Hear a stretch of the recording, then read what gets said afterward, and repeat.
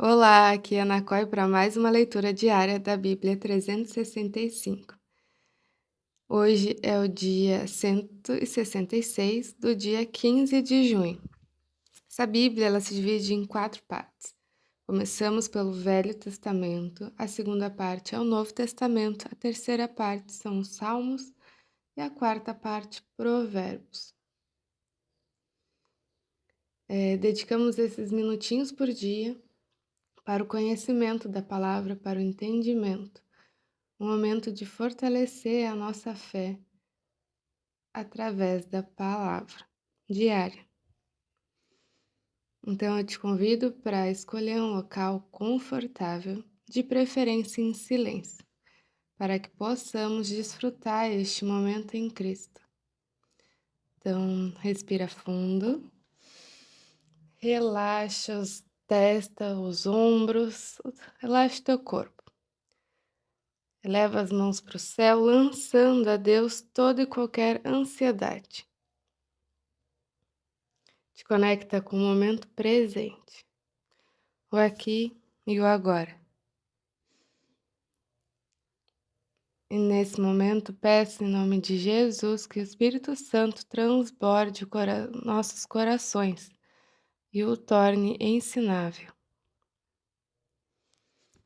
Antigo Testamento, 1 Reis capítulo 14, versículo 1. Naquele tempo, Abias, filho de Jeroboão, adoeceu. Então Jeroboão disse à sua mulher: Levante-se, põe um disfarce, para que não saibam que você é a mulher de Jeroboão, e vá até Siló. Eis que lá está o profeta Aias, que disse a meu respeito que eu seria rei sobre este povo. Leve com você 10 pães, alguns bolos e um pote de mel e vá falar com ele. Ele lhe dirá o que vai acontecer com este menino. A mulher de Jeroboão fez o que lhe foi pedido. Levantou-se, foi até Siló e entrou na casa de Aias. Este já não podia ver porque os seus olhos já não se moviam, por causa da velhice. Porém o Senhor disse a Aias: Eis que a mulher de Jeroboão está vindo para lhe perguntar a respeito do filho dela, que está doente. Assim você deve falar com ela ao chegar. Ela vai estar disfarçada. Quando ela estava entrando pela porta, Aías ouviu o ruído de seus pés e disse: Entre, mulher de Jeroboão, porque você veio disfarçada. Estou encarregado de lhe dar más notícias. Vá e diga a Jeroboão: Assim diz o Senhor, Deus de Israel: Eu tirei você do meio do povo e fiz com que você se tornasse chefe sobre o meu povo de Israel. Tirei o reino da casa de Davi e o entreguei a você, mas você não foi como meu servo Davi, que guardou os meus mandamentos e me seguiu de todo o coração, fazendo somente o que é reto aos meus olhos. Pelo contrário, você fez o mal, pior do que todos os reis que vieram antes de você. Fez outros deuses e imagens de fundição, para provocar minha ira, e me virou as costas. Portanto, eis que trarei o mal sobre a casa de Jeroboão e eliminarei de Jeroboão todo e qualquer indivíduo do sexo masculino, tanto escravo como livre, e lançarei fora os descendentes da casa de Jeroboão, como se lança fora o esterco, até que de todo ele se acabe. Se alguém da casa de Jeroboão morrer na cidade, os cães o comerão, e se alguém morrer no campo, as aves do céu o comerão, porque o Senhor o disse. Quanto a você, mulher de Jeroboão, levante-se e volte para casa. Quando você puser os pés na cidade, o menino morrerá. Todo Israel o pranteará e o sepultará. Ele será o único da casa de Jeroboão que será sepultado, porque nele se achou alguma coisa boa para com o Senhor, Deus de Israel, na casa de Jeroboão. O Senhor, porém, levantará para si um rei sobre Israel, que eliminará no seu dia a casa de Jeroboão. Quando será, já está acontecendo. Senhor ferirá Israel para que se agite como a cana se agita nas águas. Vai arrancar Israel dessa boa terra que ele deu aos seus pais e o espalhará para além do Eufrates, porque fizeram postes da deusa Aserá, provocando o Senhor a ira. Entregará Israel por causa dos pecados de Jeroboão cometeu, pelo que fez Israel cometer. Então a mulher de Jeroboão se levantou, foi e chegou a Tirza.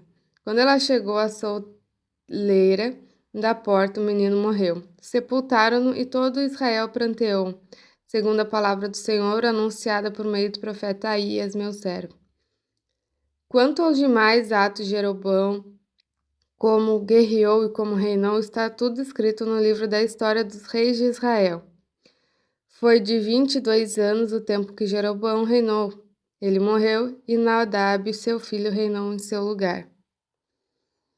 Roboão, filho de Salomão, reinou em Judá. Ele tinha 41 anos de idade quando começou a reinar.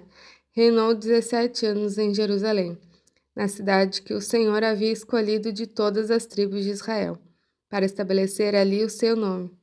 A mãe de Roboão se chamava Naamá e era momita. Judá fez o que era mal aos olhos do Senhor, e com os pecados que cometeu, despertou o seu ciúme, mais do que seus pais haviam feito, porque também os de Judá edificaram altos estátuas, colunas e postes da deusa Ezerá, sobre todas as colinas e debaixo de todas as árvores frondosas. Havia também na terra prostitutos cultuais. Fizeram segundo todas as coisas abomináveis das nações, que o Senhor havia expulsado diante dos filhos de Israel. No 5º reinado de Roboão, Zisaque, rei do Egito, atacou Jerusalém. Levou embora os tesouros da casa do Senhor e os tesouros do palácio real. Levou tudo, inclusive todos os escudos de ouro que Salomão tinha feito. Em lugar desses, o rei Roboão fez escudos de bronze e os entregou nas mãos dos capitães da guarda, que guardavam o portão do palácio real. Toda vez que o rei entrava na casa do Senhor, os da guarda usavam os escudos e depois os devolviam à câmara da guarda. Quanto aos demais atos de Roboão e tudo o que ele fez, não está escrito no livro da história dos reis de Judá? Roboão e Jeroboão estiveram sempre em guerra. Roboão morreu e foi sepultado nos túmulos de seus pais na cidade de Davi. A mãe dele chamava Naamá e era momnita, e Abias, filho de Roboão, reinou em seu lugar. No 18º ano de reinado de Jeroboão, filho de Nebate, Abias começou a reinar sobre Judá. Ele reinou 3 anos em Jerusalém. A mãe dele chamava Maaca e era filha de Absalão. Abias andou em todos os pecados que seu pai havia cometido antes dele, e o seu coração não foi fiel ao Senhor, seu Deus, como havia sido fiel o coração de Davi, seu pai. Mas, por amor a Davi, o Senhor, meu Deus, lhe deu uma lâmpada em Jerusalém, levantando seu filho depois dele e dando estabilidade a Jerusalém, porque Davi fez o que era reto aos olhos do Senhor, e não se desviou em nada daquilo que o Senhor lhe havia ordenado, em todos os dias da sua vida, a não ser no caso de Urias o Heteu. Roboão e Jeroboão estiveram sempre em guerra. Quanto aos demais atos de Abias e a tudo o que fez, não está tudo escrito no livro da história dos reis de Judá? Também houve guerra entre Abias e Jeroboão. Abias morreu, e eles sepultaram na cidade de Davi. E Asa, seu filho, reinou em seu lugar. No 20º ano do reinado de Jeroboão, rei de Israel, Asa começou a reinar sobre Judá. Ele reinou 41 anos em Jerusalém. A mãe dele chamava Maaca e era filha de Absalão.